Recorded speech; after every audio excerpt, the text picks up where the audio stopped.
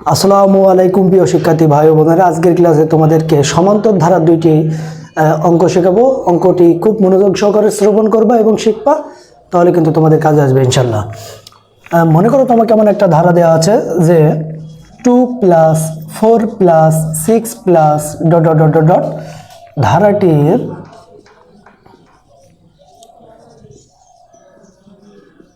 কততম পদ 34। 2 + 4 + 6 + dot dot dot ধারাটির কততম পদ হচ্ছে 34।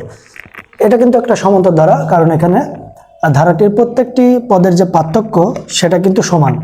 যেমন 4 থেকে 2 বিয়োগ করলে 2, 6 থেকে 4 বিয়োগ করলেও 2। তার মানে এখানে ধারাটির প্রতি পদের পার্থক্য বা বিয়োগফল সমান আছে, তাহলে এটা কিন্তু একটা সমান্তর ধারা। এখন প্রশ্নটা বলছে যে 2 + 4 + 6 ধারাটির কততম পদ হচ্ছে 34।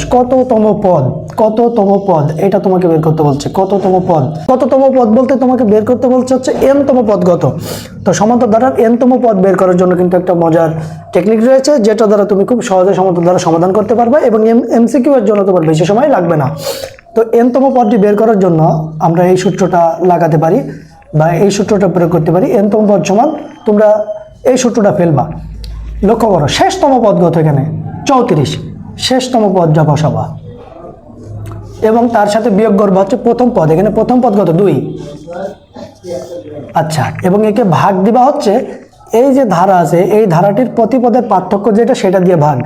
মানে 6 থেকে 4 বিয়োগ করলেও 2, আবার 4 থেকে 2 বিয়োগ করলেও 2। তার মানে এখানে ধারাটির প্রতিপদের পার্থক্য হচ্ছে 2, এবং তাহলে এই 2 দিয়ে তুমি ভাগ দিবা আর তার সাথে যোগ করবা হচ্ছে 1। তাহলে এখন আমরা দেখি 34 থেকে যদি 2 বিয়োগ করি তাহলে কত হয় 32। 32কে 2 দিয়ে ভাগ করলে কত হয় 16। 16 আর 1 যোগ করলে 17। এটাই তোমার উত্তর। আশা করছি তোমরা বুঝতে পারলে যে কিভাবে এ ধারার কততম পদ বের করা যাবে এবং কত সহজে করা যাবে। আসো আমরা এই ধরনের অঙ্ক আরও একটু প্র্যাকটিস করি। মনে করো তোমাকে একটি ধারা দেওয়া আছে 2 + 4 + 6 + ডট ডট ডট ধারাটির কততম পদ, ধারাটির কততম পদ 32। ধারাটির কততম পদ 32। 2 + 4 + 6 ডট ডট ডট ধারাটির কততম পদ 32। কততম পদ এটা মানে কিন্তু n-তম পদ বের করতে বলছে। তো n-তম পদ বের করার সূত্রটি যেন কি বললাম, n-তম পদ বের করার সূত্রটি হচ্ছে সর্বপ্রথমে তুমি দেখবা যে শেষ পদ কত। তার শেষ পদ এখানে 32, তার সাথে বিয়োগ করবো প্রথম পদ কত 2, এবং একে ভাগ দিবা এই যে ধারাটা আছে এদের ভিতরে পার্থক্য যেটা সেটা দিয়ে তুমি ভাগ দিবে। এদের ভিতরে পার্থক্য মানে বিয়োগ।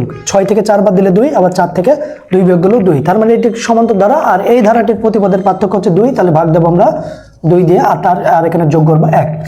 তাহলে আমরা এখন হিসাব করি 32 থেকে 2 বিয়োগ করলে কত হয় 30, আর 30কে 2 দিয়ে ভাগ করলে কত হয় 15। 15 × 30, তাহলে আর 15-এর সাথে 1 যোগ করলে 16। এটাই তোমার উত্তর। আশা করছি তোমরা এই ধরনের সমান্তর ধারার অঙ্কগুলা বা MCQগুলা খুব সহজে সমাধান করতে পারবে ইনশাল্লাহ, কোনো সমস্যা হবে না। আসসালামু আলাইকুম, দেখা হবে পরবর্তী কোনো ভিডিওতে।